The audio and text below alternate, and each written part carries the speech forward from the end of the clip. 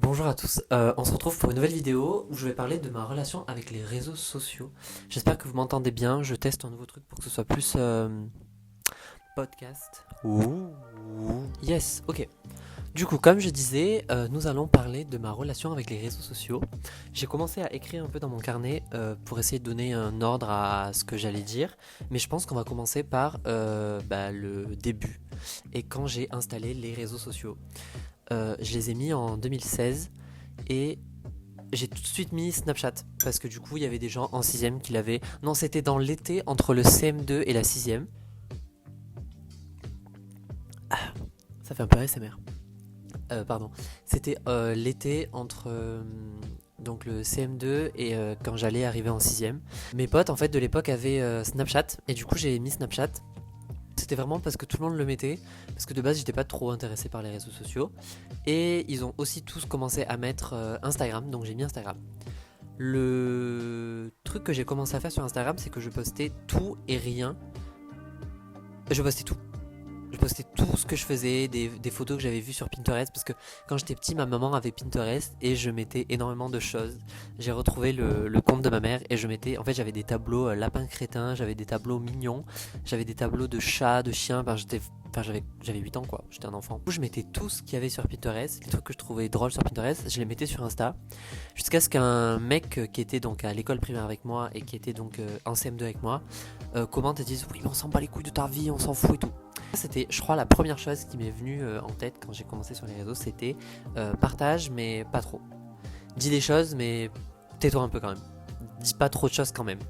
Euh, donc j'ai commencé donc avec Snap et Insta. Ensuite en 2018, donc 2 ans, 3 ans plus tard, j'ai commencé à mettre Twitter. Et c'était extrêmement chronophage aussi.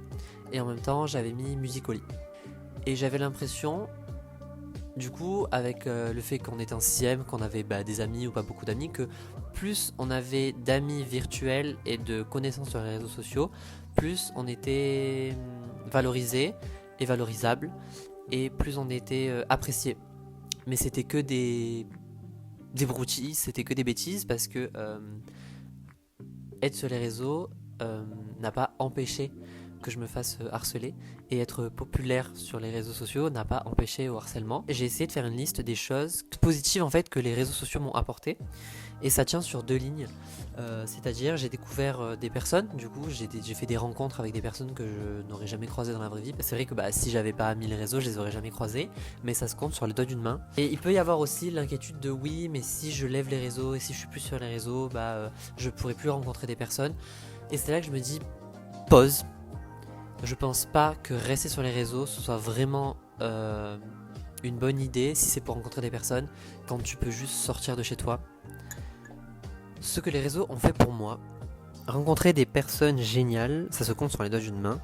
Et ça m'a appris quelques trucs parce que du coup, vers 2020, j'ai appris énormément de choses sur la spiritualité, et c'est ce qui m'a fait aimer lire, relire et apprécier aussi la spiritualité. Et ça m'a un peu forgé parce que je voulais être un sorcier et faire de la magie verte.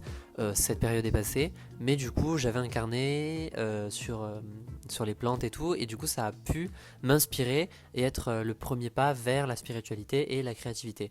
Donc ça c'est bien, mais ça c'est 5% des 95% du temps que je passais sur les réseaux où il n'y avait rien en fait. C'était juste voir des vidéos drôles, ou voir des vidéos de chats, de chiens, de voitures qui se crashent, de personnes qui se disputent.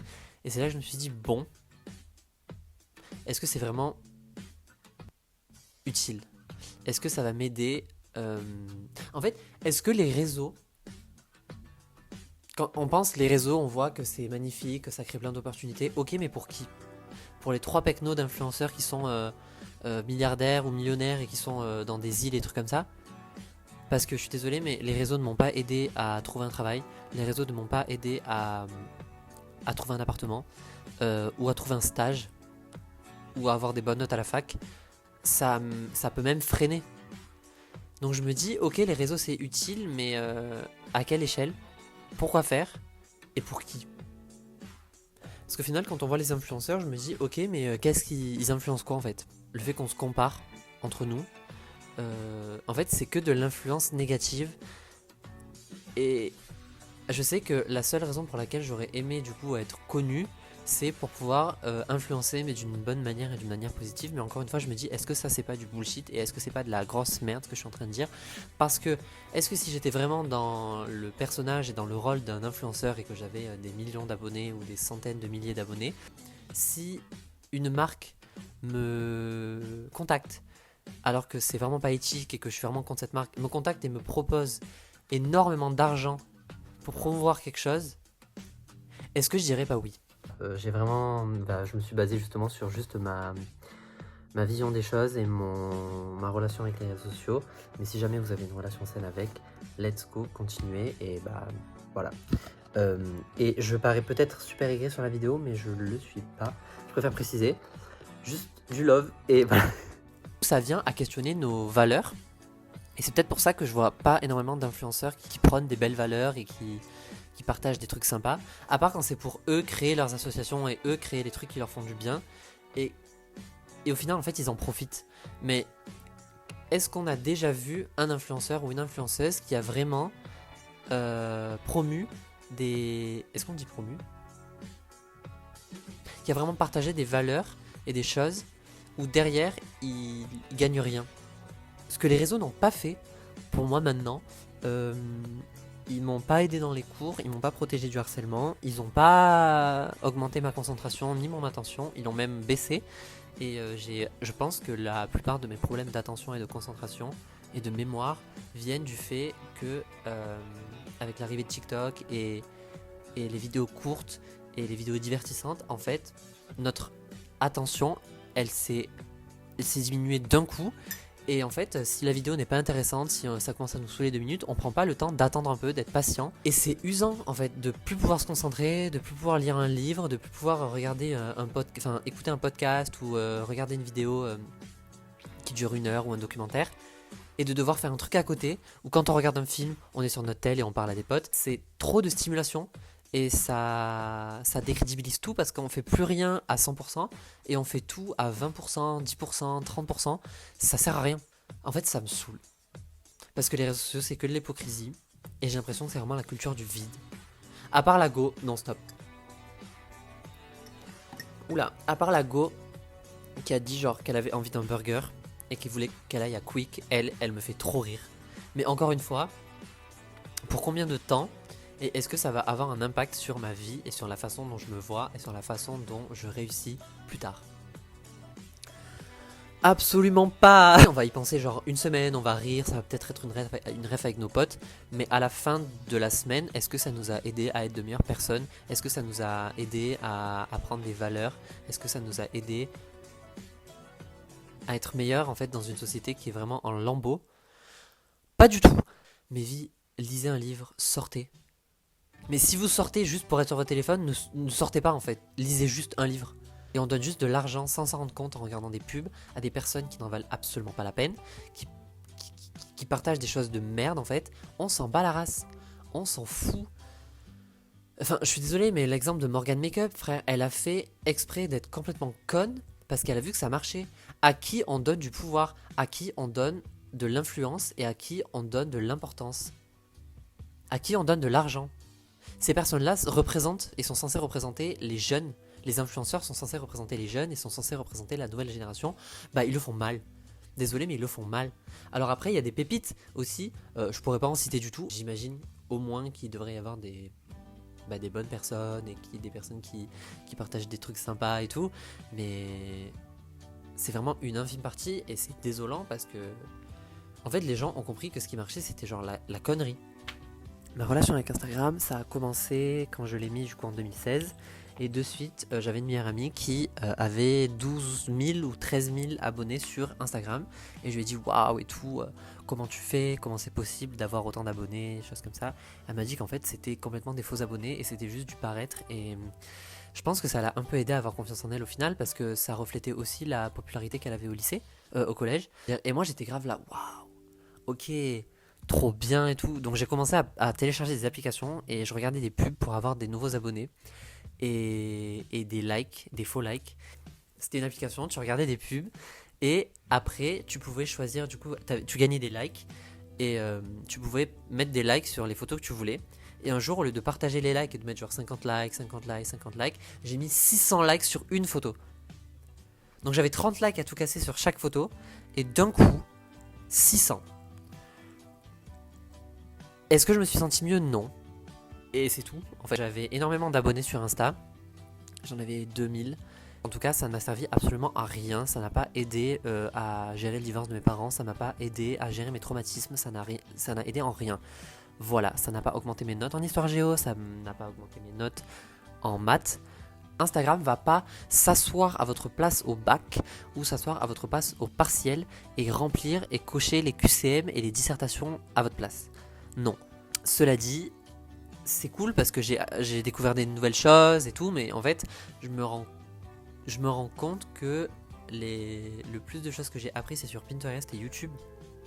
Instagram, ça n'a servi à rien, pourtant c'est l'application sur laquelle j'ai passé le plus de temps. Je culpabilise encore d'avoir 3 heures de temps d'écran sur mon téléphone, parce que je trouve que c'est trop. Après, je suis peut-être un peu excessif, mais c'est pas grave. Et je trouve vraiment que c'est trop parce que je sais que je pourrais faire beaucoup mieux et beaucoup moins. Mais encore une fois, je me rappelle que quand j'avais levé Insta, et en fait j'avais énormément de phases où je levais Insta et je le remettais pendant une semaine, et je levais sur mon téléphone l'application, mais j'allais quand même sur ma tablette, sur internet, sur Google pour trouver Instagram sur le site internet. Et je trouvais toujours des solutions pour aller voir quand même et avoir mon shot de dopamine jusqu'au moment où en fait il se passe rien sur Insta. À chaque fois que j'y allais, j'avais pas plus de notifications parce que je postais pas. J'avais pas plus de notifications, j'apprenais pas plus de choses. Et ça fait vraiment du bien parce que je me compare moins. C'est tout. En fait, c'est nul de se comparer. Et sur Insta, on voit des canons de beauté, on voit des personnes magnifiques et tout. On pense que c'est les plus belles personnes sur Terre et que nous, on est des grosses merdes. Quand on va dans la rue, c'est pas pareil. Hein. À la fac, et on nous le dit depuis qu'on est petit, mais les réseaux sociaux, c'est... De base, c'est social, mais ça n'a plus rien de social parce que c'est très égoïste, très... Ça prône plus l'individualisme que le socialisme et que le partage. C'est juste du m'as-tu vu et du regarder ce que je fais. Et pareil avec Biril. De base, Biril, ça partait d'une très très bonne intention. Mais quand j'ai commencé à ne pas vouloir poster de Biril à l'heure pour pouvoir attendre le soir parce que j'allais faire quelque chose de mieux et pour pouvoir poster le Biril quand je faisais quelque chose d'intéressant, c'est là que je me suis dit ok, même ça on n'arrive pas à le faire. Quand on va à un concert et qu'on attend le moment du concert pour faire un biril, ou alors quand on fait notre biril à l'heure pour pouvoir en avoir 3 et du coup avoir 2 birils plus tard au concert, au cinéma, au restaurant, pour montrer à qui, encore une fois, pour prouver quoi, à qui, pourquoi on a besoin de prouver aux autres ce qu'on fait. Est-ce que ça va nous rendre plus intéressant? Non. Si les gens ont envie de s'intéresser à vous, ils le feront. C'est pas parce que vous avez mangé une pizza dans le coin de la rue ou que vous êtes allé voir Taylor Swift en concert. On s'en fout. Vraiment, on s'en fout. J'aimais trop regarder mes stories aussi, juste re-regarder mes stories pour voir comment les personnes pouvaient me voir.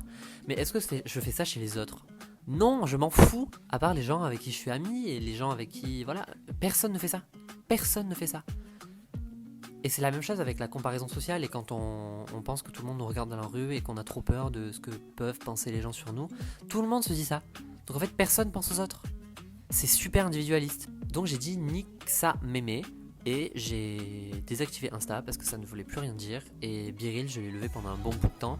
Et là, juste, je poste sur Biril juste pour voir ce que mes potes font. Mais encore une fois, il y a quand même ce doute de qu'est-ce qu'on veut montrer, pourquoi on va être valorisé. J'ai une application en fait où je peux voir mon temps d'écran.